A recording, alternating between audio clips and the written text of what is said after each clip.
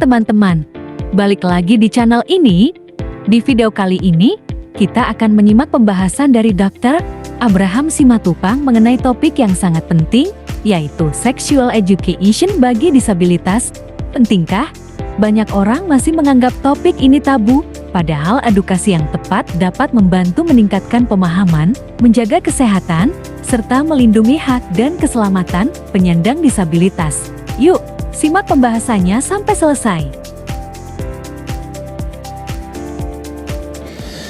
Jumpa lagi bersama saya Ritson Bajonyo. Sungguh berbahagia di Gria El Safwan pada hari ini tanggal 4 Agustus 2026 kami dikunjungi oleh satu tokoh di bidang kesehatan, yaitu Dr. Abraham Simatupang. Horas Abang. Horas. Shalom. Shalom. Bagaimana kabar dokter? Luar biasa. Iya. Baik. Puji Tuhan. Hari ini ke Yayasan Al Safwan dalam rangka apa dokter?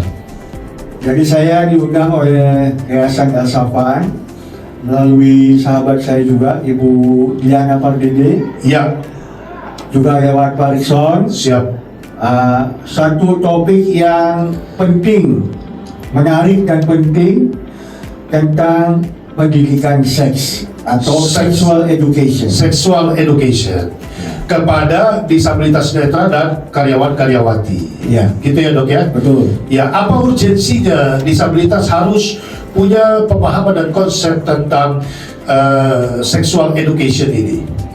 Iya, sama seperti layaknya manusia yang juga tanpa disabilitas, bahwa seks itu adalah bagian dari sebenarnya karunia Tuhan. Iya.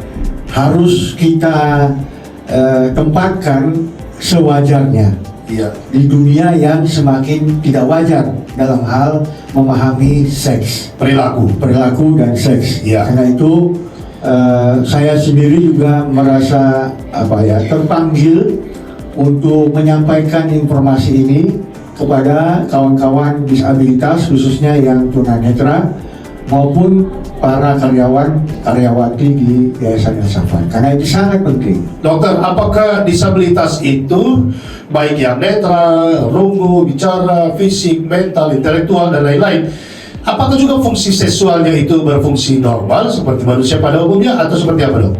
Iya, sepanjang dari segi kognitif ya, dari segi mental yang tidak sampai misalnya idiot ya, Iya. itu sangat parah, tentu agak susah ya kita akan ini, karena berarti hubungan seksnya itu tidak lagi kan kita kalau dalam konteks hubungan seks dalam konteks kepercayaan kita, itu adalah hubungan tidak hanya sekedar hubungan antar organ seks, tapi itu hubungan antar manusia, relasi manusia dengan manusia, hati dengan hati, dengan pikiran, dengan emosi. Jadi kalau konsep seks sekarang kan pokoknya you jual aku beli gitu ya. Nah itu yang salah. Makanya kita mau kembalikan kepada hubungan seksual yang benar. Tapi dok, secara fungsi organ, setiap manusia termasuk yang disabilitas itu berfungsi normal atau seperti apa dok? Iya, sepanjang tidak ada kelainan dari segi organnya, kelainan dari segi hal-hal lain, hormon misalnya, dan keadaan-keadaan misalnya yang memang organnya ada kelainan gitu ya, ya tentu tidak bisa. Itu special case. Ya, tapi secara universal, individu manusia yang terlahir di bumi ini dalam keadaan apapun bentuknya, fungsi organ seksualnya berfungsi normal. Iya. Begitu dok ya? Iya, begitu. Baik. Dokter, selama memberi materi dan kemudian ada Q&A, bagaimana dokter melihat antusiasme disabilitas Al Safwan dan juga karyawan? Iya.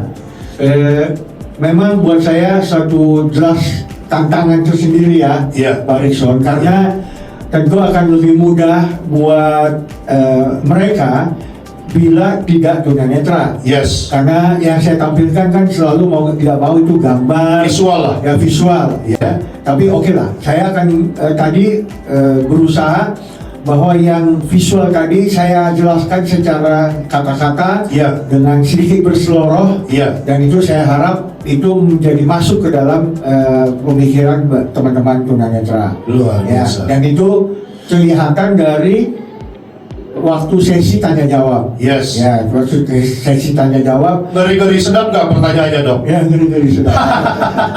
Ya, begitu. Baik, dokter spesialisasinya apa, Dok?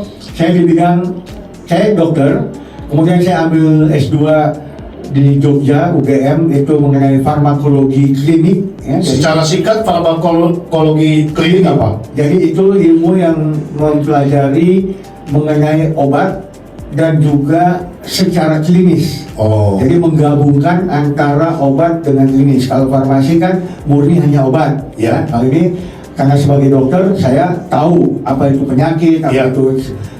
Saya gabungkan dengan obat. Ya. Kemudian S3 saya belajar sama juga bidangnya, Ya. itu di Jerman. wow. Di University of Bonn.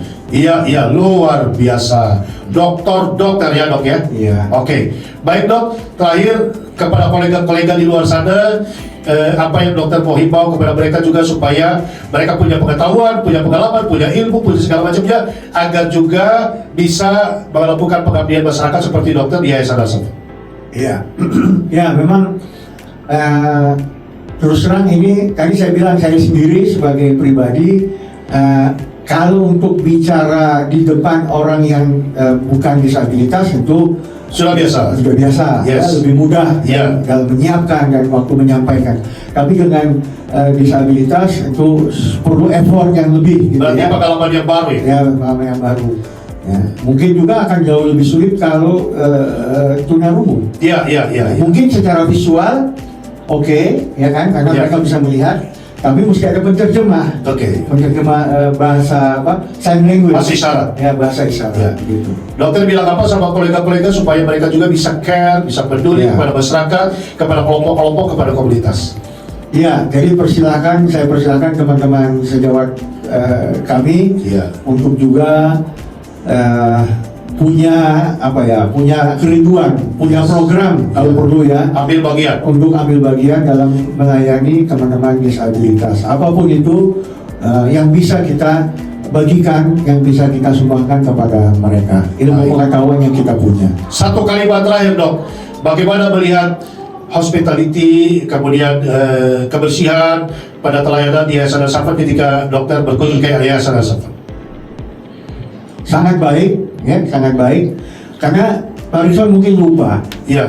saya pernah ke sini juga acara Natal Iya. tahun berapa gitu, tapi dengan rombongan dari alumni Lab School. Oh, Lab School. Lab School Rawamangun. Rawamangun. Yes. Jadi ini yang kedua, sama di ruangan ini, Iya. ya, artinya sama bagusnya, sama apa namanya ini, kedap suara ya, Iya. soundproof, waktu itu ada band dan segala macam. Oke. Jadi juga anak-anaknya bersemangat, Semangat. ya, bersemangat banget untuk apa, meskipun ada keterbatasan mereka, Iya. tapi mereka rindu untuk mendengar dan menyimak Iya. ya, bahan yang disampaikan. Luar biasa. Thank you Dr.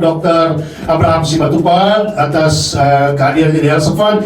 Kiranya materi sexual education tadi dapat dipahami, dapat dimengerti, dapat menjaga diri dan akhirnya melakukannya di saat yang tepat, di waktu yang tepat dan pada SOP yang sudah diatur oleh agama masing-masing, oleh adat tradisi sehingga kita menjadi keluarga yang sehat. Ritson Bayojo, Dr. Abraham Simatupang dari Yayasan Al-Safa teruslah melihat apa yang pernah bisa dilihat oleh mata orang biasa. Sampai jumpa di lain kesempatan. Ya. Terima kasih. Terima kasih sudah menonton sampai akhir. Semoga pembahasan dari Dr. Abraham Simatupang dapat menambah wawasan dan memberikan pemahaman bahwa pendidikan seksual yang tepat merupakan bagian penting dari pendidikan bagi semua orang, termasuk penyandang disabilitas. Jangan lupa like, share, dan subscribe agar tidak ketinggalan video edukatif lainnya. Sampai jumpa di video berikutnya.